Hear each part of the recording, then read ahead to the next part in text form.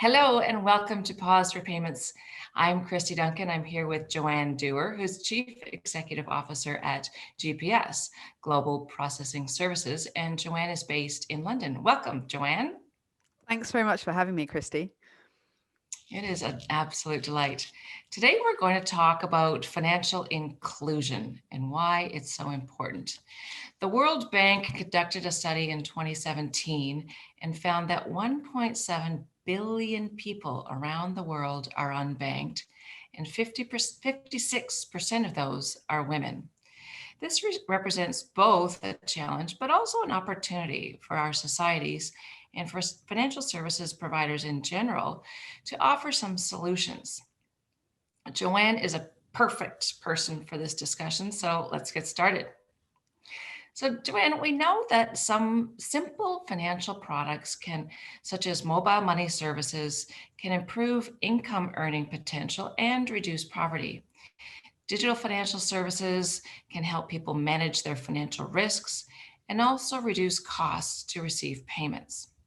Are there some use cases that stand out for you that demonstrate why financial inclusion is so important? A million examples, and I struggle to figure out where to start with this. But I mean, fundamentally, we right now in the post-COVID environment, we are as a society globally sleepwalking into a cashless society. And as we do that, whilst there are huge benefits of moving towards digital payments, there is an increased risk that those that are don't have access to financial services are becoming more excluded as they are prevented from being able to make a purchase in store, which has decided it doesn't accept cash anymore.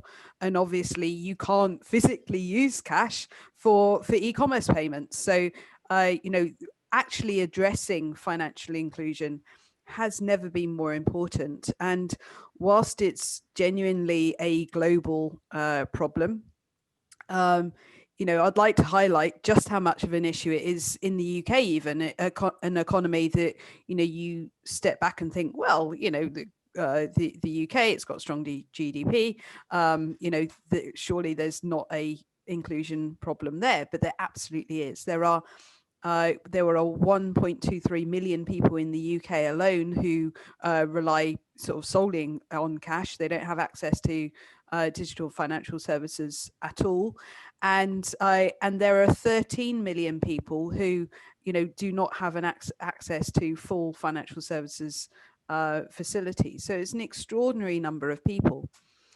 One of the I found myself, I happen to have become sort of at the center of a number of solutions for financial services, because what we have found is that fintech, by definition, can provide solutions. What we have in the financial inclusion landscape is that it is not a straight line continuum between the included on one side and the excluded in the other. What you have is the included in the middle, and the excluded are pockets who are excluded for a whole variety of different reasons, whether it be lack of credit history, lack of proof of address, difficulties in language or literacy. There are lots and lots of different reasons for being excluded, and those marginalized communities are, they don't offer, they're not attractive segments for traditional banks. However, fintech, because it's able to offer capabilities and solutions subscale for a much lower price point, it's able to be able to provide specific targeted solutions for specific user groups. Now, I realize that I've already provided a very long answer to your question, but if you allow me, I can provide some sort of specific use cases Yeah, love it. if you're interested. So for example, we run a number of different programs that are actually providing financial services for children. And in doing so, a parent and child card relationship is created such that the parent has visibility of and control of the uses of the card for the children. And for example, the spend can be limited, or you can restrict which shops the card's used in, and that kind of thing. So they can't be used for gambling or for buying alcoholic beverages and that kind of thing, quite clearly. That kind of use case can then be replicated in other scenarios. So if you take, an elderly relative with dementia, you want to be able to still allow, your elderly relative to be able to go and buy a newspaper, and the news agents is no longer accepting cash, but you can provide them this kind of construct to be able to go to the news agents to still buy their newspaper and have those controls in place. On the other hand, we've got another example of being able to provide cards for the likes of seasonal workers in farms and that kind of thing. They're people that might not have a permanent address. They may not have the full set of documents, but the employer has got the records of what they, who they are and what they're doing. So the employer can get the card on their behalf. It tends to be a prepaid card rather than debit. It's restricted in usage, and it's got better, more advanced controls. But the employer can set that up, and therefore then the worker can receive their paycheck onto that card rather than having to queue up and receive the cash.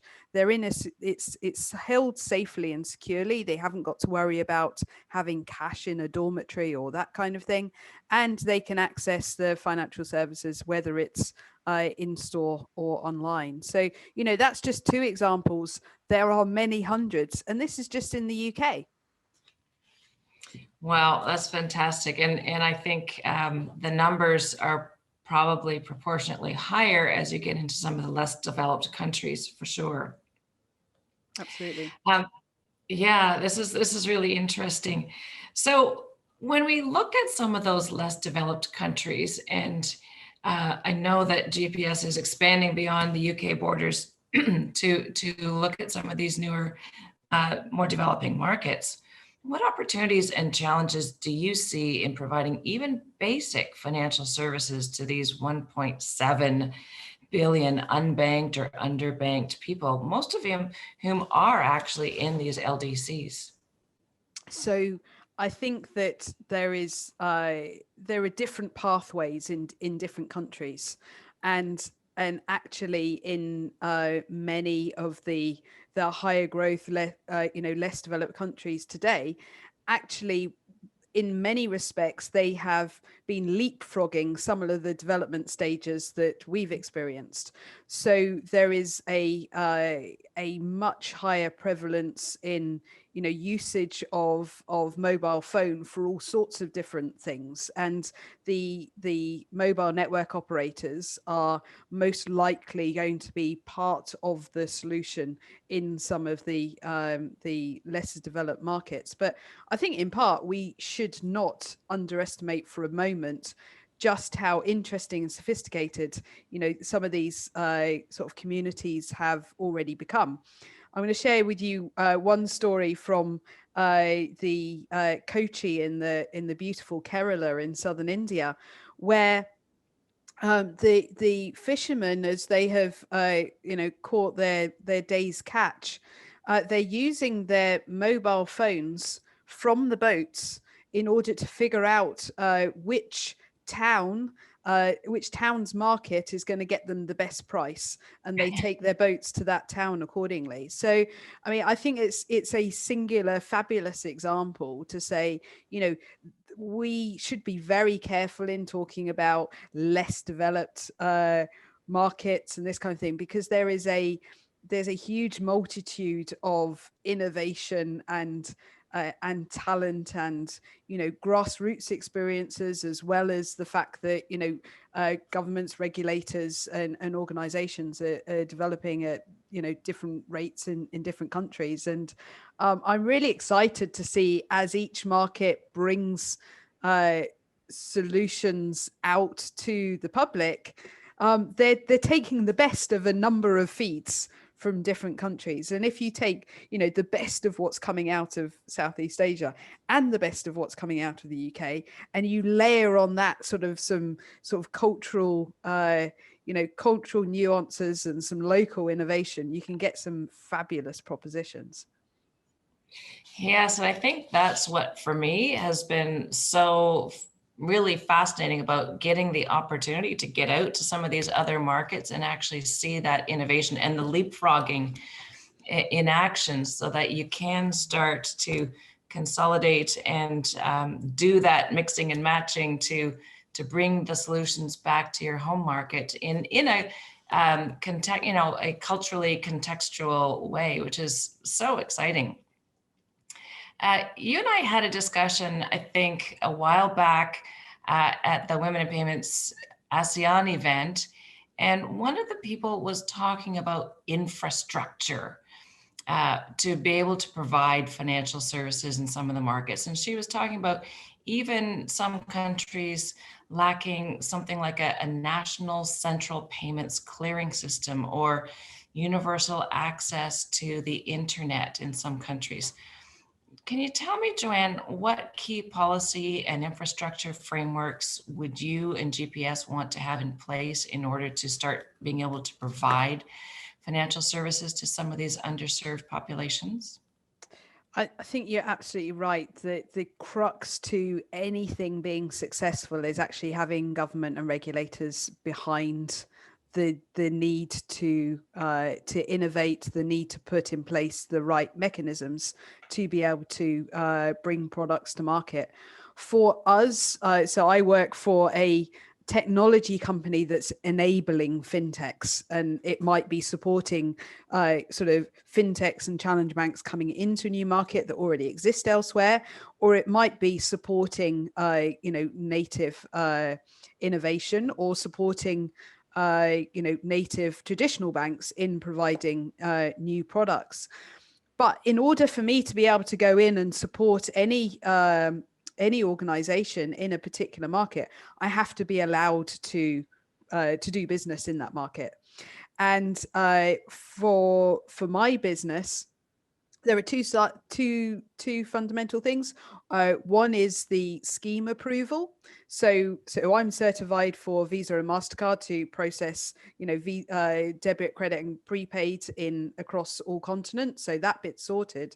But then on a market by market basis, it's down to the country to decide whether they will allow a cloud-based provider to be able to service payments in their country, or whether they require what's called on-soil processing. So you actually have to have the physical infrastructure in that country, and the data doesn't leave that country. That's slightly separate to then what's called data sovereignty, which is the personal identifiable information, like your name and address and your card number. That piece of information must not leave the country. So the two are slightly different, but from a legislative perspective, they get spoken to intertwined. Why that's quite so important for an organization like myself is it would cost us I know $3-4 million to set up a physical infrastructure in a country, and so that becomes cost prohibitive unless the opportunity is quite so significant than we know that we can get that return on investment. But the moment the regulator says, but yes, whilst data sovereignty is important, we can achieve that readily through tokenization. So the identifiable information can sort of happily not leave that country. And if the rest can be handled via the cloud, then happy days, we've got all of that up and running. So that's one example as to where the government and regulation makes a massive difference to whether you can even start in a country. Secondly, with regard to, again, sort of the government and regulation side, actually getting behind um, uh, government to person payments, as in if it's disbursements of benefits, if it's a pension contribution, if it's there's various forms of payment that are linked to the government. If they can get behind products, digital products themselves, that really enables the mass adoption. Yeah, so interesting. Well, you've got a great opportunity and some interesting challenges ahead. That sounds really, really exciting. I want to talk a little bit about the gender gap when it comes to financial inclusion. And again, the World Bank study has found that globally, 72% of men and 65% of women on average have bank accounts. And this gap, for whatever reason, has not narrowed over time. Um, can you tell us, does that resonate with you? And are there strategies that we might be able to use to help narrow this gap? So it's not an area that I'm personally deeply involved in. I'm aware of it, and I would love to make a positive contribution. I think that there is some, there are a lot of sort of parallel themes where there may be funds given to a household as opposed to they're given to an individual, and then the household tends to be set up under the male rather than the female.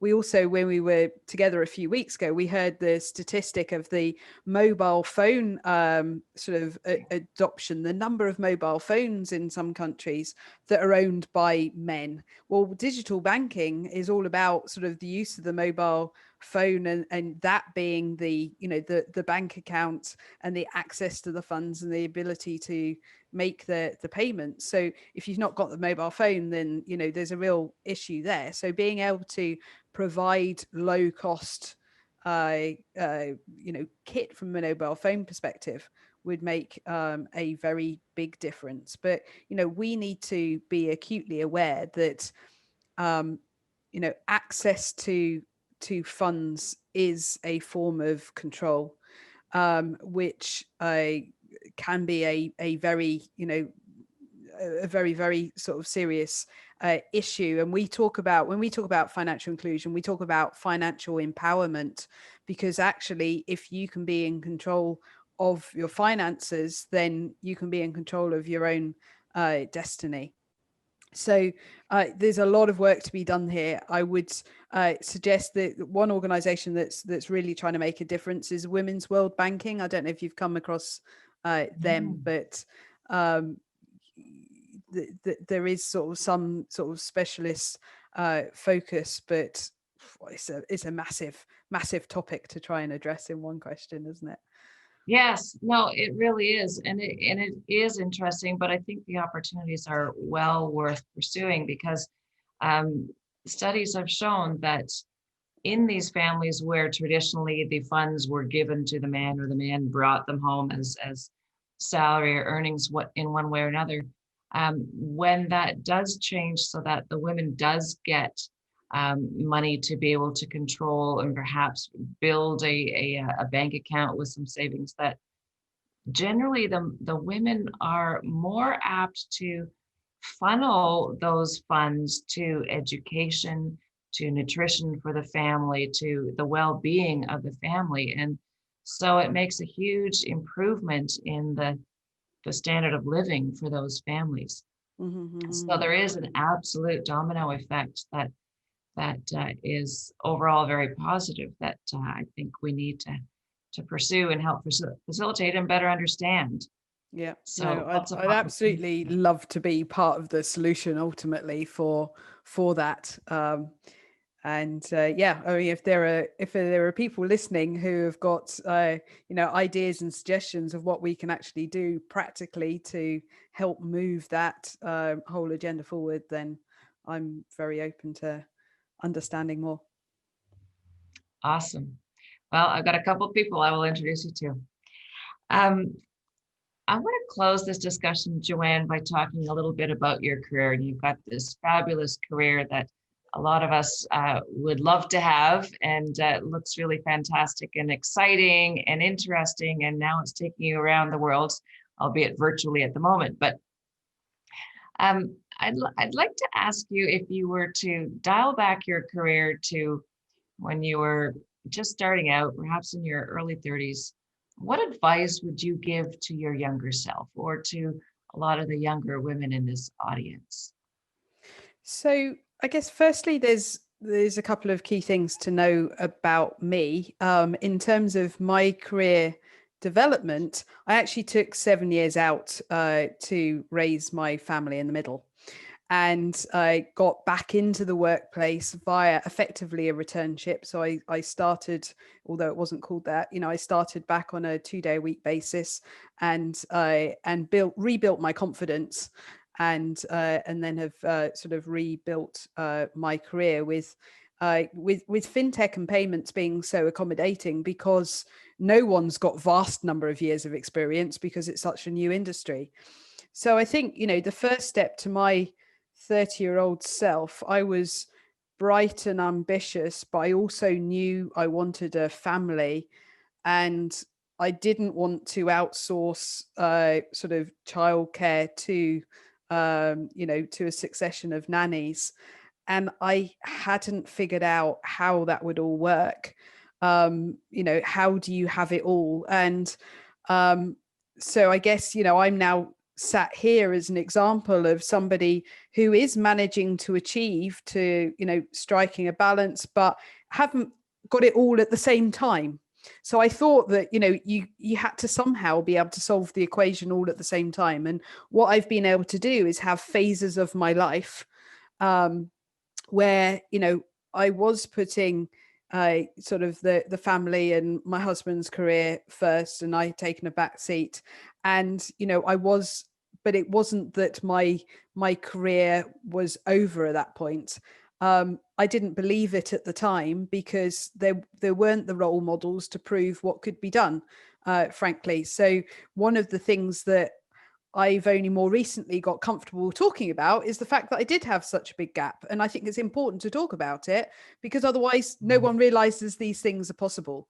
Everyone imagines that, well, the only way you're in the position now is because you've put work first, and, you've made other sacrifices along the way. So I think that's one highlight I'd really like to make. The second one, I think, is about sort of navigating the path,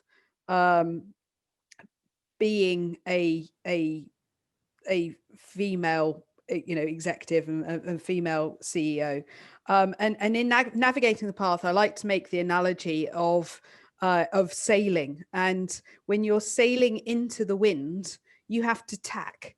And so sometimes you're tacking towards conformity, and sometimes you're tacking towards, making a point of your difference. And there's a real skill in actually tacking back and forth in order to make the path forwards. Because if you try driving, straight into the wind, you're not going to get anywhere. If you sort of push too far down the conformity, you'll lose your way. If you too far down the sort of proving that you're different and you're going to make sure that you achieve whilst being so different to everyone else, you're not going to achieve sort of the progress either. So I think there's actually a case for, and really, being unashamed about it, being confident that you're not letting womankind down for the moments that you're conforming.